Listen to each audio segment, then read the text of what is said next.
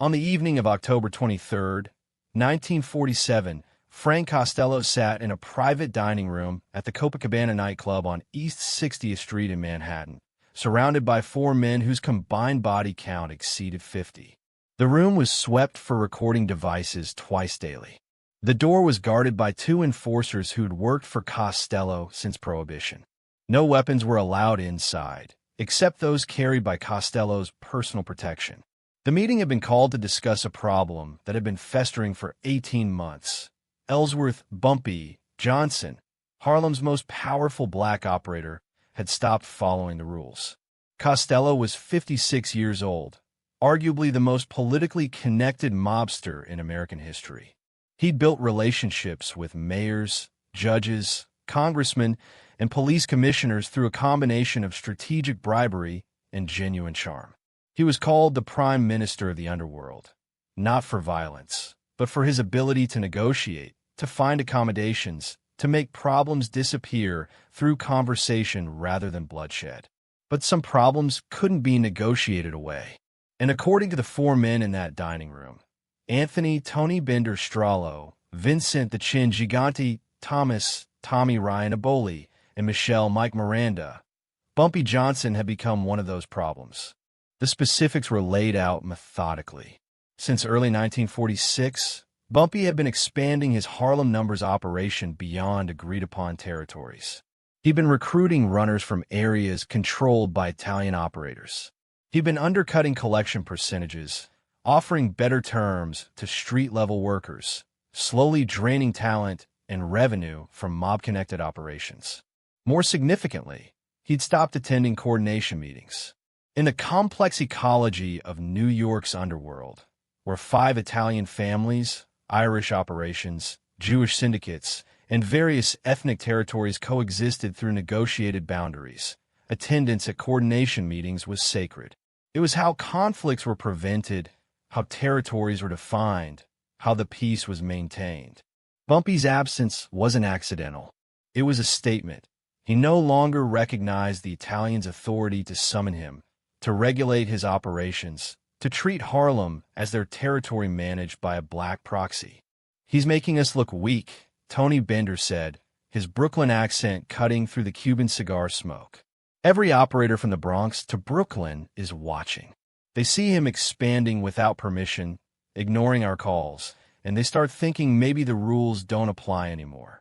Vincent Gigante, who in 1947 was a rising enforcer rather than the boss he'd later become, was more direct. "We put 3 warnings through intermediaries. He ignored all of them. In our world, that means he's chosen his answer. We respond, where everyone thinks we've gone soft." Costello listened without interrupting, his expression neutral. He'd known Bumpy Johnson for over 15 years. They'd worked together during the transition period after Dutch Schultz's assassination in 1935, when the Italian families had taken control of Harlem's rackets, but needed someone who understood the community to manage day-to-day operations. Bumpy had been perfect for that role. Sophisticated, strategic, capable of both violence and diplomacy. He'd kept Harlem profitable and relatively peaceful for over a decade. But something had changed after World War II. Bumpy had returned from a prison sentence in 1945 with different priorities, different ambitions, different calculations about power. The meeting at the Copacabana lasted 90 minutes. Various approaches were discussed: economic pressure, territorial restrictions, alliance building with rival Harlem operators. But each strategy ran into the same obstacle. Bumpy had spent 30 years building relationships, earning loyalty, constructing a power base that couldn't be easily undermined from outside. Finally, around 10:15 p.m., Costello made his decision. According to later testimony from informants who'd heard about the meeting secondhand, he'd said simply, "Set it up. Clean. Professional. No collateral damage. Just Johnson." The contract was approved. Vincent Gigante would coordinate. The timeline was flexible but urgent, within 60 days. The method was left to professional judgment, but the outcome was non-negotiable. Bumpy Johnson needed to be removed before his defiance inspired others. What nobody in that dining room knew What they couldn't have anticipated was that Bumpy Johnson already knew about the meeting. He knew about the contract. He knew about the timeline. And he was about to do something so audacious, so psychologically sophisticated, so completely contrary to Underworld protocol that it would fundamentally reshape how the Italian families dealt with powerful black operators for the next 2 decades. Because 3 days after that Copacabana meeting, Bumpy Johnson walked into Frank Costello's office at 115 East 67th Street, one of Costello's legitimate real estate holdings, without weapons, without backup, without any of the protection you'd expect from a man with a death sentence hanging over him. He walked in alone, sat down across from the most powerful mobster in New York, and said, "Frank, we need to discuss the misunderstanding that's developed between us. And I think we can resolve it in a way that benefits everyone." The audacity was staggering. In mob protocol, a man under contract doesn't approach his potential executioner. He runs, he hides, he builds defenses, or he strikes first. He doesn't schedule a meeting and walk in unarmed like he's discussing a business partnership. But Bumpy understood something about Frank Costello that most people didn't. The Prime Minister preferred negotiation to violence. He'd approve hits when necessary, but he'd much rather find accommodations. And if someone could present a compelling case for why they were more valuable alive than dead, Costello would listen. What happened in that office over the next 2 hours would become legend. The exact conversation was never recorded, never fully documented. But the outcome was undeniable. The contract was canceled. The hit never happened. And the relationship between Italian mob families and Harlem's black operators shifted in fundamental ways. This is the story of how Bumpy Johnson talked his way out of a mob execution, how he transformed a death sentence into a negotiated partnership, and how one unarmed black man from Harlem rewrote Mafia rules through psychological warfare more sophisticated than anything the Italians had seen before. To understand how Frank Costello and Bumpy Johnson reached that confrontation in October 1947, you need to understand the underworld ecology that shaped both men, an ecosystem built on ethnic territories, negotiated boundaries, and the constant tension between cooperation and competition. Frank Costello was born Francesco Castiglia in Loro Pali, Italy, in 1891. His family immigrated to New York when he was 4, settling in East Harlem among the massive wave of Italian immigrants who arrived in the late 19th and early 20th centuries. By 1915, he was working with various criminal enterprises. By 1920, he became a key player in bootlegging operations during Prohibition. What distinguished Costello from more violent contemporaries like Albert Anastasia or Vito Genovese was his political sophistication. He understood that sustainable criminal enterprise required relationships with legitimate power structures. Between 1925 and 1947, he cultivated connections with Tammany Hall politicians, police officials, judges, and business leaders. His slot machine operation alone, technically illegal but politically tolerated through strategic payoffs, generated approximately $25 million annually by the mid-1940s. His influence in Manhattan Democratic Party politics was so substantial that he effectively controlled judicial appointments in several districts. By 1947, Costello had survived the mob wars of the 1930s, had emerged as the de facto head of what would become known as the Genovese crime family.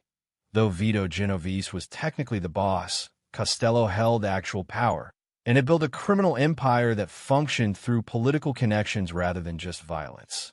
He was, in many ways, the model of what American organized crime was becoming. Less overtly violent, more politically integrated, increasingly sophisticated in using legal structures for illegal purposes. Bumpy Johnson's path was different but parallel. Born in South Carolina in 1905, he'd arrived in Harlem in 1919 during the Great Migration. The Harlem he entered was transforming rapidly. Black population had grown from approximately 50,000 in 1914 to over 200,000 by 1930. This demographic explosion created enormous economic opportunity for those willing to operate outside legal constraints. The numbers game, an illegal lottery where players bet on three-digit combinations, became Harlem's economic engine. By the early 1930s, it was generating approximately $100 million annually across all of New York's black neighborhoods. Harlem residents, systematically excluded from legitimate banking and investment opportunities, used the numbers as an informal financial system. Bumpy's early career was violent. He worked as an enforcer for Stephanie St. Clair, Madam Queen, Harlem's first major black numbers operator, during the wars against Dutch Schultz's organization in the early 1930s. Schultz, working with Italian mob families, tried to forcibly take over Harlem's numbers operations through intimidation and murder. Between 1931 and 1935, at least 30 people died in the Harlem numbers wars. Bumpy was directly involved in several killings, though he was only convicted once, serving a brief sentence in the mid-1930s.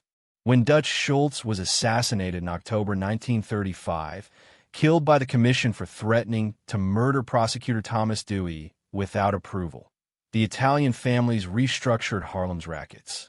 They claimed ultimate authority, but recognized they needed someone who actually understood Harlem to manage operations. This is where Bumpy Johnson and Frank Costello first developed their relationship. Costello, representing the Luciano family's interests. Lucky Luciano was imprisoned in 1936, leaving Costello as acting boss, negotiated with Harlem operators to create a sustainable arrangement. The deal was elegant in its simplicity.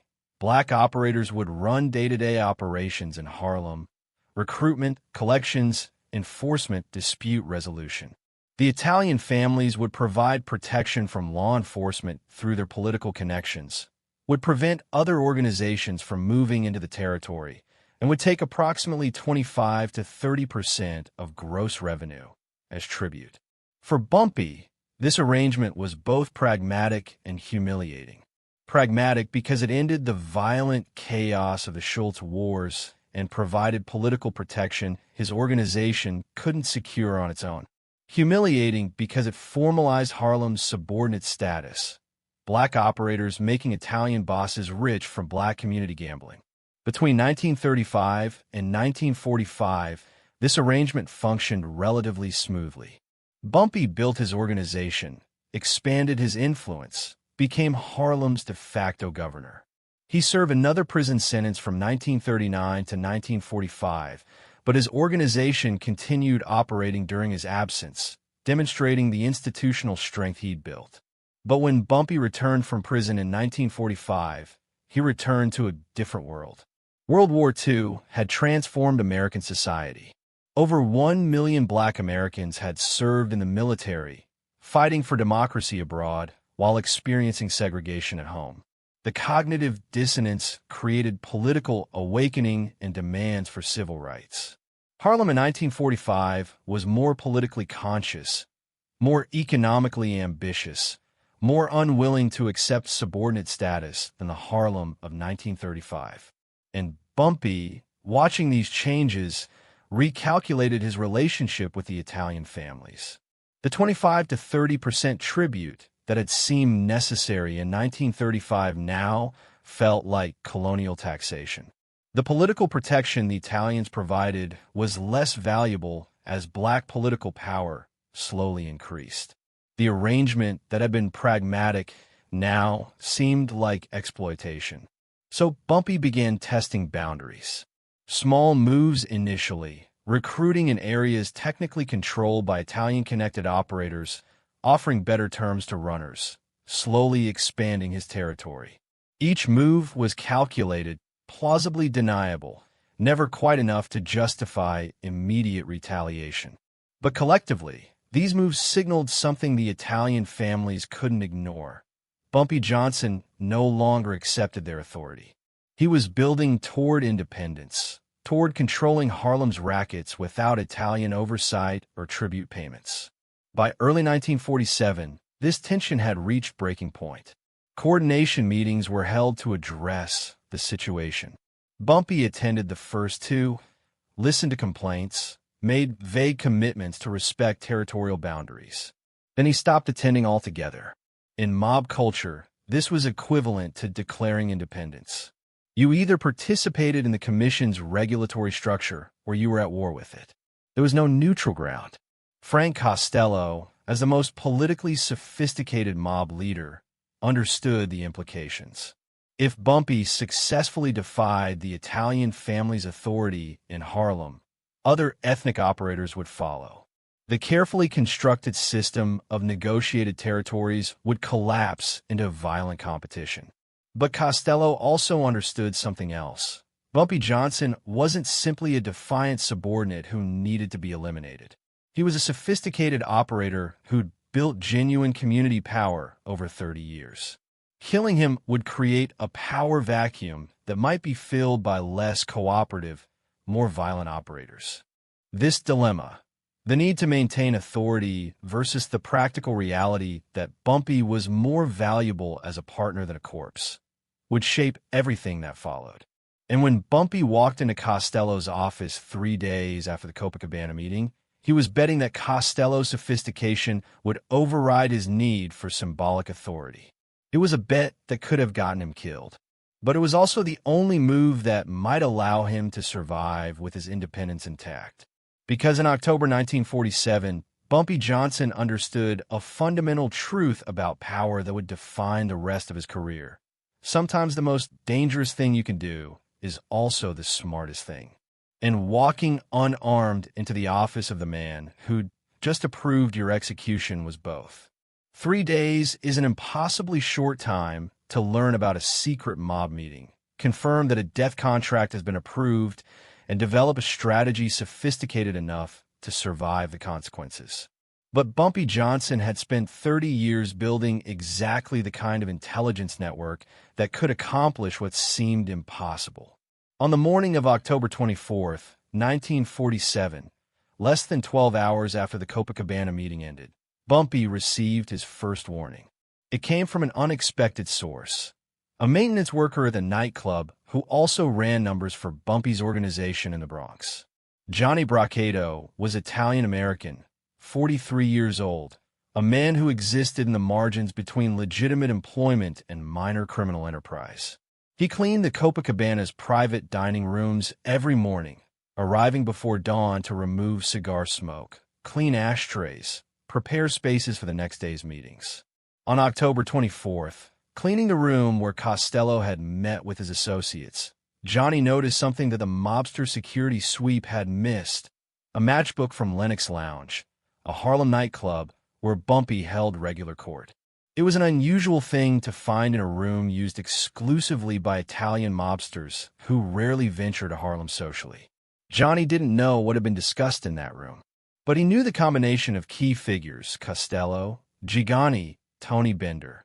Meeting privately meant something significant was happening, and the Lenox Lounge matchbook suggested that something involved Harlem. He made a phone call from a public telephone 3 blocks from the Copacabana. The call went to Malcolm Price, one of Bumpy's senior lieutenants, who'd been coordinating intelligence gathering since Bumpy's return from prison in 1945. Price had built a network of information sources that penetrated multiple organizations: low-level workers in mob control businesses, bartenders who overheard conversations, police officers who traded information for protection of their own illegal activities, bookmakers who heard rumors from diverse clients. Within 6 hours of Johnny's call, Price had contacted 4 additional sources, trying to confirm what kind of meeting had occurred and what decisions had been made. By evening on October 24th, he'd assembled enough fragmentary intelligence to recognize the pattern. This looked like a contract approval. The second confirmation came from a more direct source. Anthony Little Augie Pisano was a soldier in the Genovese family, a 38-year-old enforcer who'd worked various mob operations since the 1920s. He also owed Bumpy Johnson his life.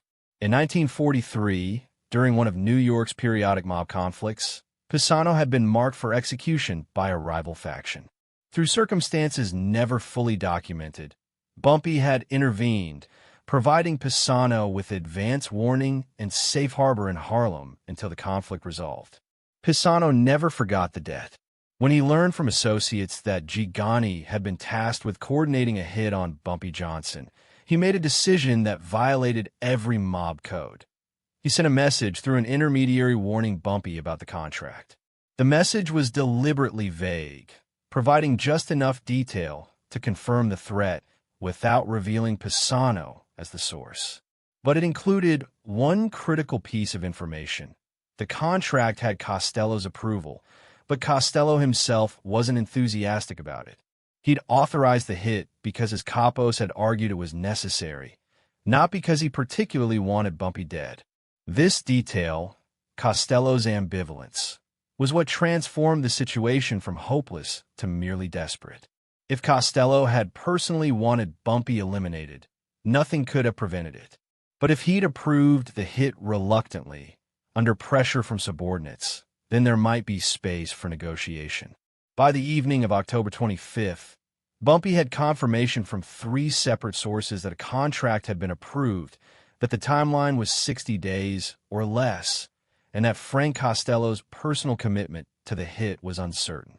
He called a meeting of his closest advisors, Malcolm Price, Theodore Junie Bird, and his wife Mamie Johnson, who'd been Bumpy's strategic partner throughout their marriage.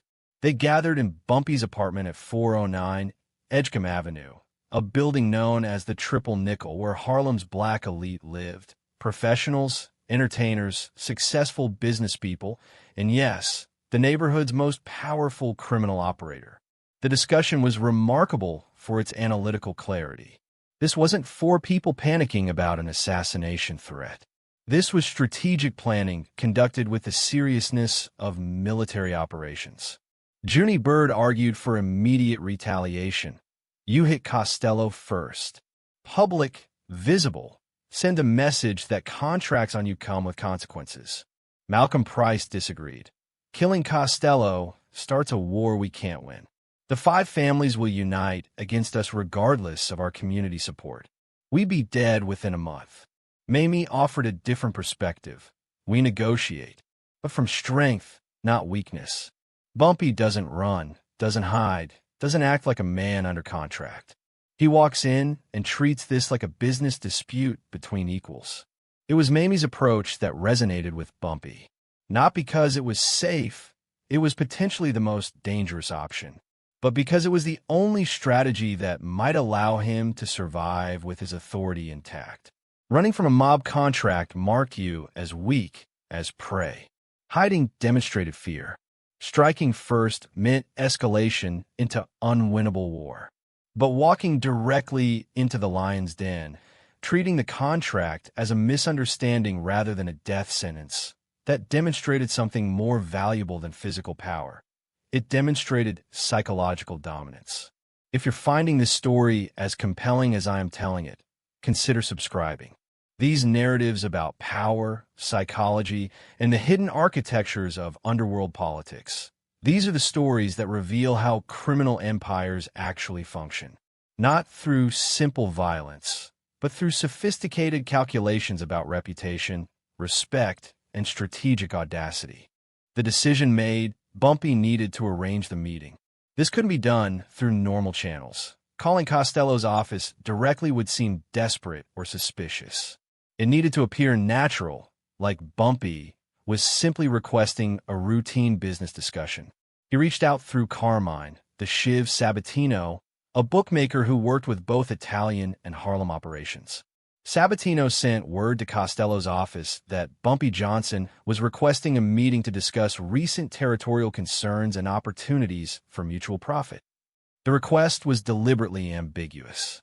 It could mean Bumpy wanted to discuss his expansion and negotiate new boundaries, or it could mean he was offering some kind of deal. The vagueness was strategic. It created curiosity without revealing that Bumpy knew about the contract. Costello's response came back within hours. October 27th, 3 p.m., at his East 67th Street office. No mention of the contract. No acknowledgement that anything unusual was happening. Just a scheduled business meeting between 2 operators who'd worked together for over a decade. The evening of October 26th, Bumpy prepared for the meeting with meticulous attention to detail. He selected his clothing carefully, An expensive but not ostentatious suit, conservative tie, polished shoes. The appearance needed to communicate respect without subservience, confidence without arrogance. He rehearsed his opening statements with Mamie, refining language to ensure every word conveyed the right balance of cooperation and independence. This meeting wasn't about begging for his life. It was about reframing the entire relationship, demonstrating that he was more valuable as a partner than as a corpse. More significantly, he made arrangements that would be revealed only if the meeting went wrong. Letters were prepared to be delivered to the Amsterdam News, to certain police officials, to federal prosecutors, detailing the Italian family's control of Harlem's rackets. These letters would never be sent if Bumpy survived.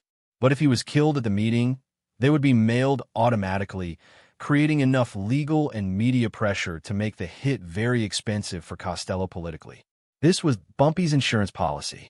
Not protection against being killed, but assurance that killing him would cost Costello something significant.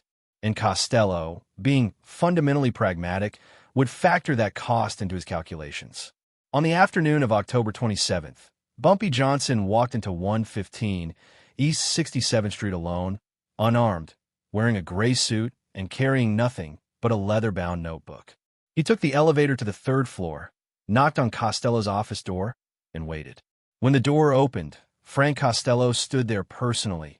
No secretary, no intermediaries. Just the Prime Minister of the Underworld and the man he'd authorized to be killed 3 days earlier. Their eyes met. Costello's expression revealed nothing. Bumpy's face showed calm respect, the demeanor of a man arriving for a business meeting, not a potential execution. "Bumpy," Costello said, "come in." And with those 2 words, the meeting that would change Mafia rules began.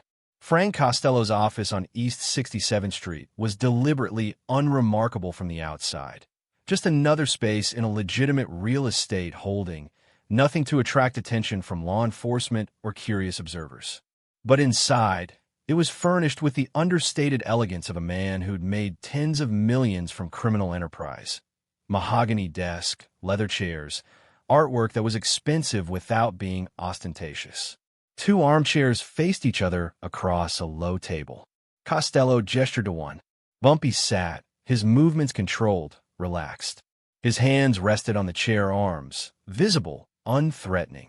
Costello sat opposite him. For a long moment, neither man spoke. The silence wasn't awkward, it was evaluative.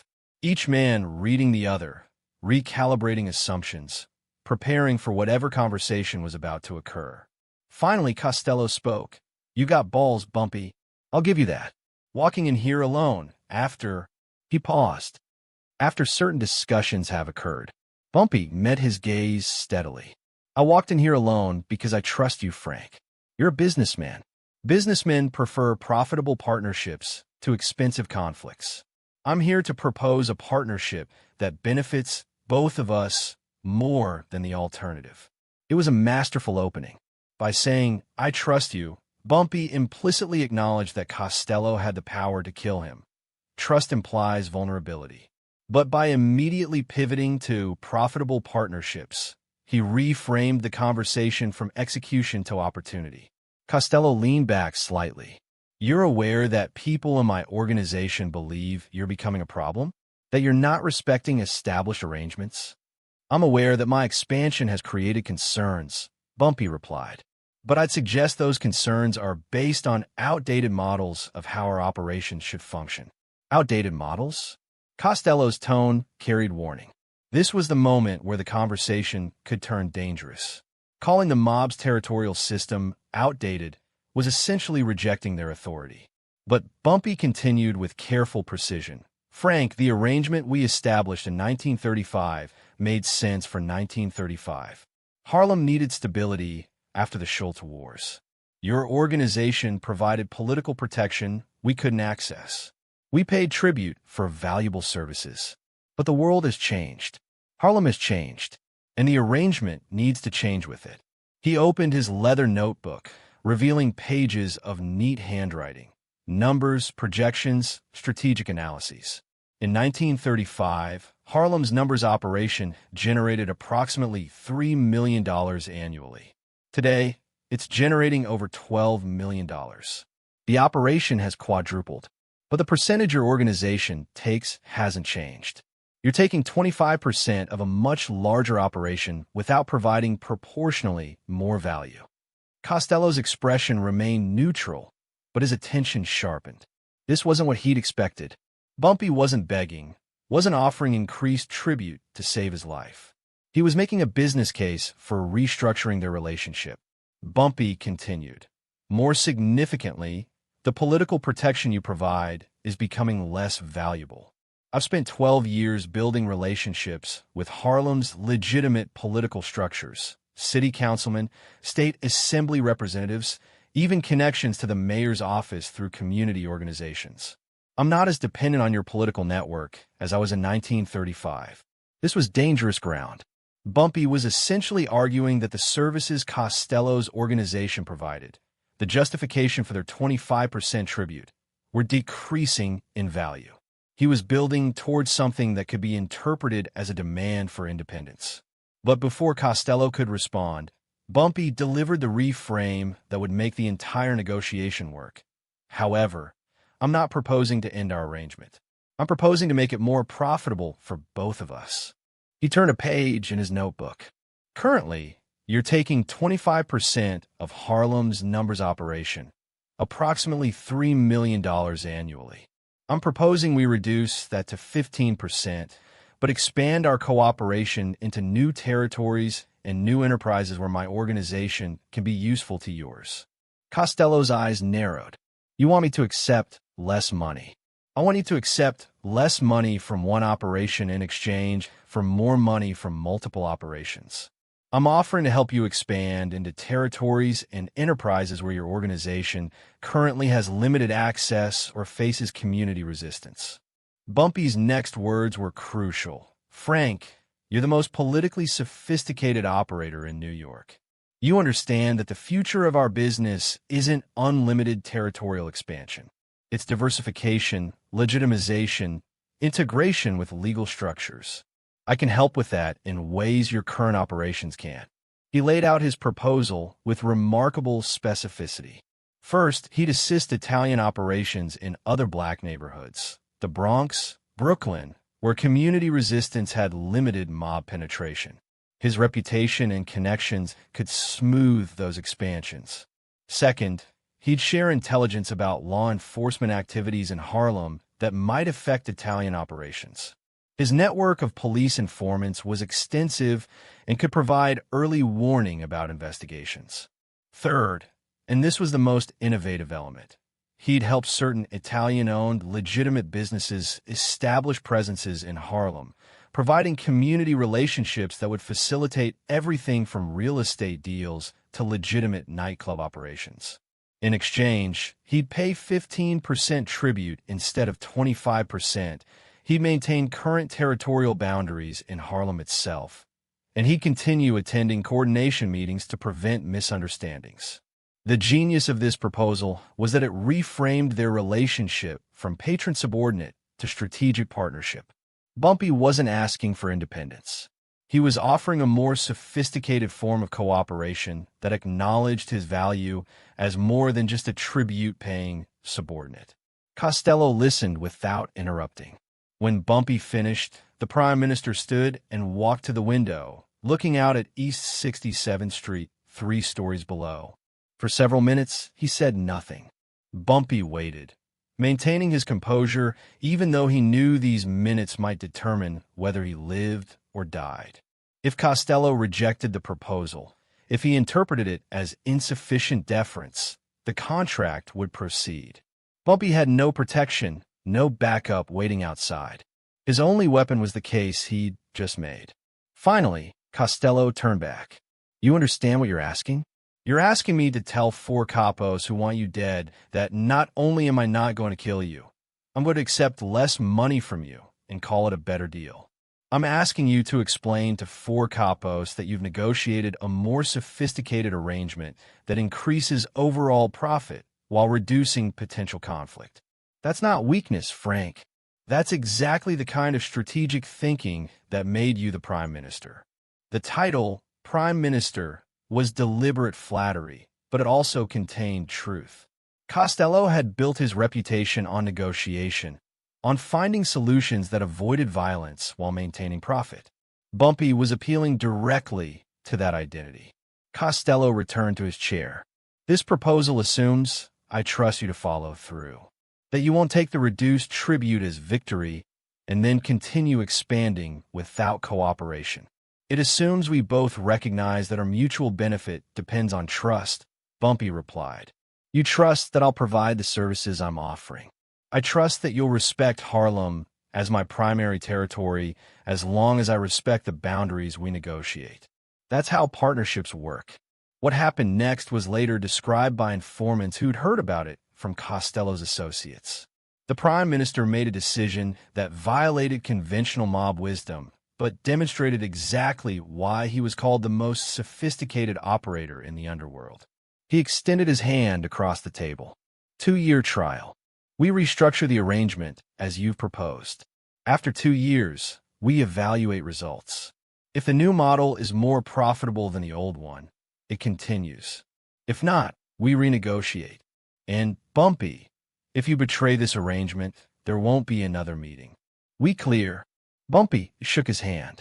We're clear. The contract was canceled. Vincent Gigante was informed that the situation had been resolved through negotiation. The capos who'd pushed for the hit were told that Costello had negotiated a better arrangement that increased overall profit. Some were angry. Tony Bender particularly felt that backing down from a contract made the organization look weak. But Costello's authority was absolute enough that his decision stood. More importantly, Costello was right. Over the next 2 years, Bumpy's assistance in expanding Italian operations into other black neighborhoods, his intelligence about law enforcement activities, and his facilitation of legitimate business deals generated significantly more revenue than the 10% reduction in Harlem tribute cost. By 1949, when the 2-year trial period ended, the arrangement had proven so successful that it became permanent. More significantly, it became a model for how Italian families dealt with powerful black operators in other cities. The Detroit partnership adopted similar arrangements with black numbers operators. Chicago's outfit developed cooperative relationships rather than simply imposing tribute. Philadelphia's crime family negotiated partnerships instead of trying to directly control black neighborhoods. Bumpy Johnson, by walking into an office unarmed and proposing a better deal than his own execution, had fundamentally changed how the American Mafia related to black criminal enterprise. But the full implications of that October 27th meeting wouldn't become clear until years later, when researchers and historians analyzed how organized crime evolved in the post-war era. What Bumpy had pioneered, partnership based on mutual benefit rather than hierarchical control, became the template for ethnic cooperation in criminal enterprise across multiple cities. And it all began with one man's calculation that the most dangerous move was also the smartest, walking into the office of his would-be executioner and selling him on a better idea. The immediate aftermath of Bumpy's meeting with Frank Costello sent shockwaves through New York's underworld. Not because anyone outside very specific circles knew what had been discussed. The meeting itself remained secret, known only to the direct participants and a handful of key lieutenants. But because the effects were visible and undeniable. Within a week, Vincent Gigante received orders to stand down from hit preparations. The contract that had been approved at the Copacabana on October 23rd was officially canceled on October 28th. No explanation was provided to most of the organization, just a simple directive that the Bumpy Johnson situation had been resolved through alternative means. Tony Bender was furious. In a meeting with Costello 3 days after the cancellation, he'd argued that backing down from an approved contract made the organization look weak, that Harlem operators would interpret the reversal as proof that the Italian families could be intimidated or negotiated with. Costello's response, according to later informant testimony, was characteristically pragmatic. Anthony, We're in business to make money, not to prove we're tough. Killing Bumpy would have cost us more than keeping him alive costs. That's not weakness. That's smart business. But Bender's concerns weren't entirely unfounded. The cancellation did send a signal to other operators. The Italian family's authority wasn't absolute. If you were sophisticated enough, valuable enough, audacious enough, you could negotiate your way out of death sentences. This represented a fundamental shift in mob power dynamics. Throughout the 1930s and early 1940s, the Commission's word had been law. When Lucky Luciano established the Commission in 1931, the principle was simple. Coordinated decision-making among the 5 families would prevent the kind of chaotic violence that had characterized earlier mob wars. Part of that coordination involved absolute enforcement of decisions. When the Commission approved a hit, that hit happened. No negotiations, no reprieves, no exceptions. This absolutism was how peace was maintained. Everyone knew that defying the Commission meant certain death. Bumpy Johnson had just proven that principle wasn't absolute, and smart operators across New York noticed. In Brooklyn, Joseph Crazy Joe Gallo, a young, ambitious member of the Prophesy family, heard about the situation and drew his own conclusions. If Bumpy Johnson could renegotiate his relationship with the mob's most powerful bosses, maybe other arrangements could be renegotiated too. This thinking would eventually contribute to Gallo's rebellion against the Prophesy family in the early 1960s. In East Harlem, various Puerto Rican operators who'd been paying tribute to Italian families began testing boundaries, expanding operations slightly, seeing if the same flexibility existed for them. Most found it didn't. Bumpy's success was partly due to his unique combination of long-standing reputation, community power, and the value he could offer in exchange for autonomy. But the mere fact that people were testing boundaries represented change. The Commission's authority, once seen as absolute, was now understood as negotiable under certain circumstances. Frank Costello recognized these implications. At a Commission meeting in November 1947, attended by representatives from all 5 families, he'd addressed the issue directly. According to FBI surveillance records declassified decades later, he'd explained the Bumpy Johnson situation as a strategic decision to transform a problem into an asset. We had a choice, he'd told the assembled bosses. We could eliminate Johnson and create chaos in Harlem while we figured out who'd replace him. Or we could negotiate a more profitable arrangement that keeps Harlem stable and expands our opportunities elsewhere. I chose profit over principle. If anyone has a problem with that, we can discuss it. Nobody challenged him, partly because Costello's authority within his own family was unquestionable, partly because as weeks turned into months and the new arrangement proved profitable, it became clear he'd made the right strategic choice. But the deeper implication wasn't about this specific decision. It was about the precedent it established. Mob governance had shifted from absolute hierarchical control to something more flexible. A system where valuable partners could negotiate better terms, where mutual benefits sometimes trumped rigid authority. This evolution would accelerate over the next 2 decades as the Italian families faced new challenges. Increased law enforcement pressure following the Kefauver Committee hearings in 1950 to 1951, the Appalachian Meeting disaster in 1957, changing demographics in traditional mob territories, and the rise of new criminal enterprises like drug trafficking that required different organizational models. The rigid hierarchies that had worked in the 1930s were less effective in the 1950s and 1960s. The families that adapted, that learned to build partnerships rather than simply impose authority, tended to survive better than those that tried to maintain old models. Bumpy Johnson's October 1947 negotiation was an early example of this adaptation. And while he wasn't directly responsible for broader changes in mob governance, his success demonstrated that alternative models could work. For Bumpy personally, the aftermath brought both benefits and complications. The new arrangement with Costello gave him more operational autonomy in Harlem. The reduced tribute percentage meant more revenue stayed within his organization. His reputation for psychological audacity, walking into Costello's office unarmed and negotiating his way out of a death sentence, enhanced his status among Harlem operators and residents. But it also made him more visible to law enforcement. FBI files on Bumpy Johnson, which had been relatively thin before 1947, expanded significantly afterward.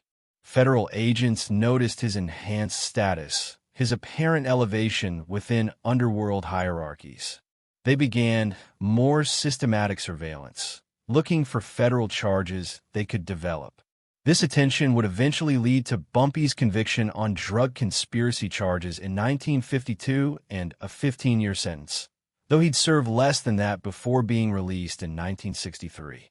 The irony wasn't lost on Bumpy. He'd negotiated his way out of a mob execution only to face increased federal prosecution. But he'd also established a principle that would serve him throughout his remaining years: that sophisticated negotiation and strategic audacity could sometimes achieve what violence couldn't. His relationship with Frank Costello evolved over the years following their October 1947 meeting. They never became friends. Their relationship remained fundamentally transactional. But they developed mutual respect based on recognition that both men understood power in more sophisticated ways than most of their contemporaries. When Costello faced his own attempted execution in 1957, shot in the head by Vincent Gigante in a hit ordered by Vito Genovese, Bumpy sent a message through intermediaries expressing respect and offering assistance if needed. Costello survived the shooting and eventually accepted a diminished role in mob affairs. But he remembered Bumpy's gesture. Years later, when Bumpy faced legal troubles, certain doors remained open to him that might have been closed to other operators. Certain lawyers took his cases. Certain political connections helped navigate complex legal situations.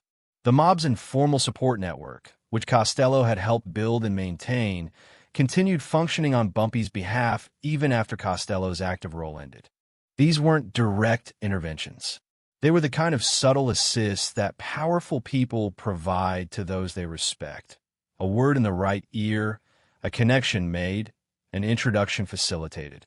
But they mattered, and they existed because of what happened on October 27th, 1947, when Bumpy Johnson walked into an office unarmed and convinced the Prime Minister of the Underworld that partnership was more profitable than execution. By the time Bumpy Johnson died on July 7, 1968, collapsing from a heart attack at Wells Restaurant in Harlem, the world he navigated had transformed almost beyond recognition. The mob families he negotiated with were under unprecedented law enforcement pressure. The numbers operations that had been his foundation were being displaced by state-run lotteries. The informal governance structures he'd maintained for 40 years were giving way to both increased legitimate political power for Black Americans and more chaotic criminal enterprises focused on drug trafficking.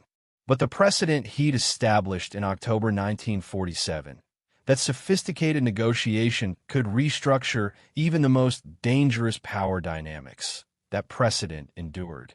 The Italian family's approach to Black criminal enterprises never returned to the purely hierarchical model of the 1930s. After Bumpy demonstrated that partnership could be more profitable than domination, mob families in multiple cities adopted similar approaches. They negotiated rather than dictated. They built cooperative relationships rather than simply imposing tribute. They recognized that operators with genuine community power were more valuable as partners than as subordinates. This wasn't altruism or racial enlightenment. It was pragmatic recognition that the model Bumpy had pioneered worked better than alternatives.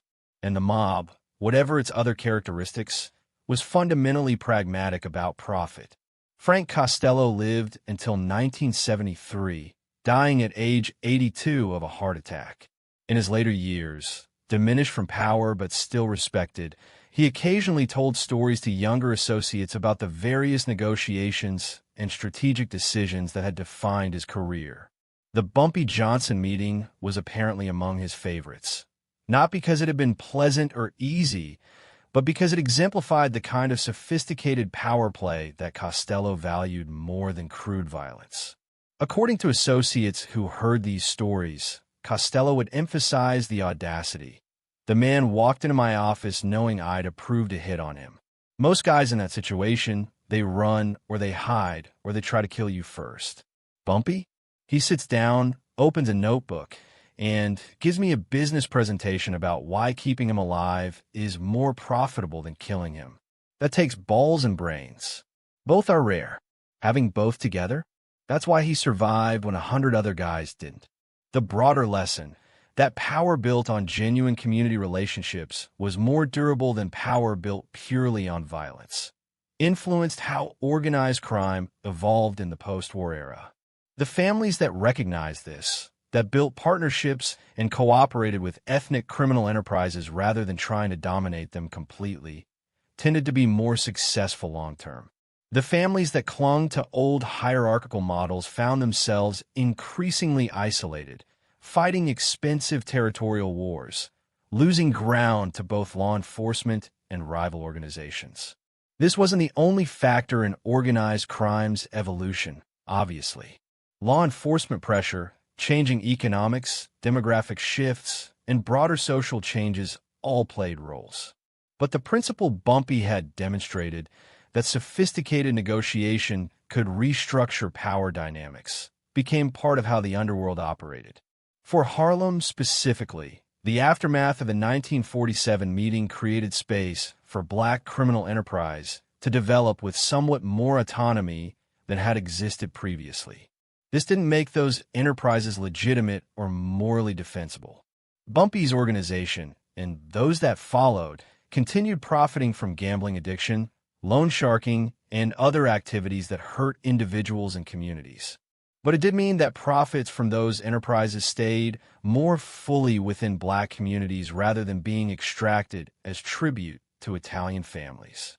This created capital that could be invested in legitimate businesses, that could fund community initiatives, that could build economic infrastructure that purely legal means weren't providing in the segregated economy of mid-20th century America.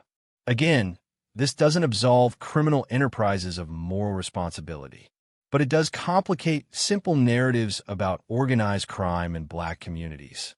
The money Bumpy's organization generated after 1947, keeping 15% more of gross revenue than before, funded churches, supported political campaigns, provided loans to legitimate businesses that banks wouldn't serve, and employed hundreds of people in a neighborhood where legitimate employment was scarce.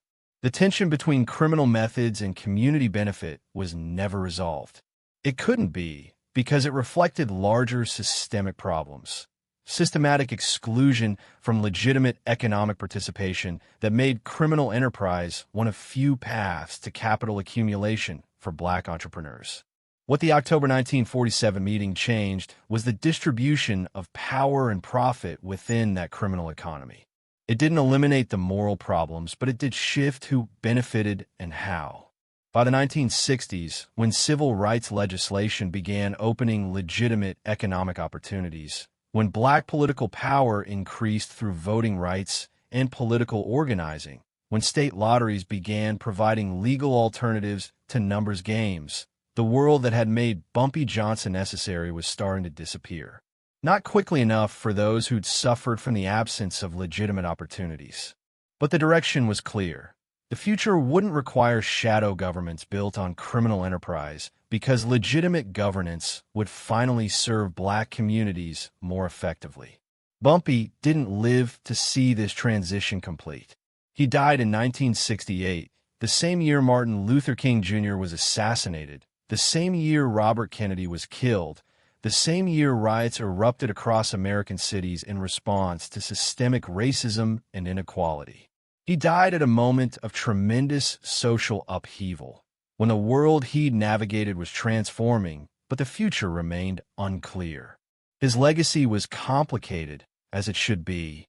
He'd built an empire on gambling addiction and illegal enterprise. He'd used violence when necessary to maintain power. He'd operated outside legal frameworks and had profited enormously from activities that hurt people. But he'd also governed Harlem when legitimate government failed to do so. He provided services that legal institutions refused to offer. He'd maintained order when police protection was inadequate.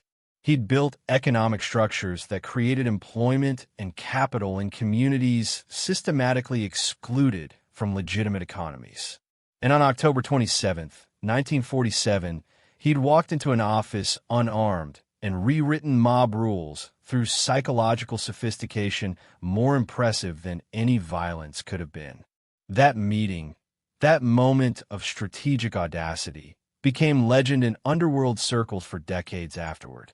The specifics were embellished, the details varied with each telling, but the core story remained.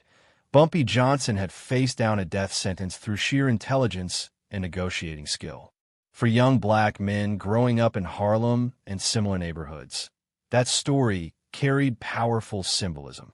It demonstrated that power could be achieved through sophistication rather than just violence, through strategic thinking rather than just physical dominance, through understanding psychology and human motivation rather than just intimidating people into compliance. These weren't necessarily healthy lessons for young men to learn. Celebrating criminal enterprise, even sophisticated criminal enterprise, created its own problems. But in communities where legitimate paths to power and prosperity were systematically blocked, the example of someone who'd built power through intelligence and strategy resonated deeply. The full truth was more complex than the legend. Bumpy Johnson had built his empire on both sophistication and violence, on both strategic thinking and calculated intimidation. The meeting with Costello succeeded partly because of Bumpy's negotiating skill, but also partly because he'd spent 30 years building genuine community power that made him expensive to eliminate. But the legend focused on the moment of psychological dominance, on the audacious walk into danger, on the negotiation that saved his life. And legends, even simplified ones, serve important functions in communities.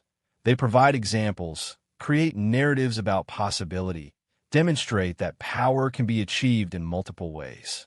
What happened when Bumpy Johnson walked into Frank Costello's office on October 27, 1947, wasn't just a business negotiation.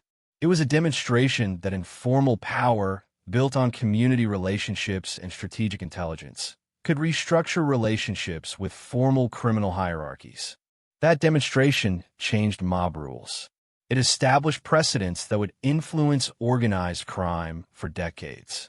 And it provided a legendary example of how psychological sophistication can sometimes achieve what violence never could. The meeting lasted 2 hours, but its implications echoed through American organized crime for the rest of the century. And the story of one unarmed black man from Harlem rewriting Mafia rules through sheer audacity became one of the Underworld's most enduring legends. Because sometimes the most dangerous thing you can do is also the smartest. And walking into the office of your would-be executioner, sitting down across from him, and convincing him you're worth more alive than dead, that's not just survival. That's mastery of power dynamics at the highest level. And that's why, 79 years later, we're still telling this story.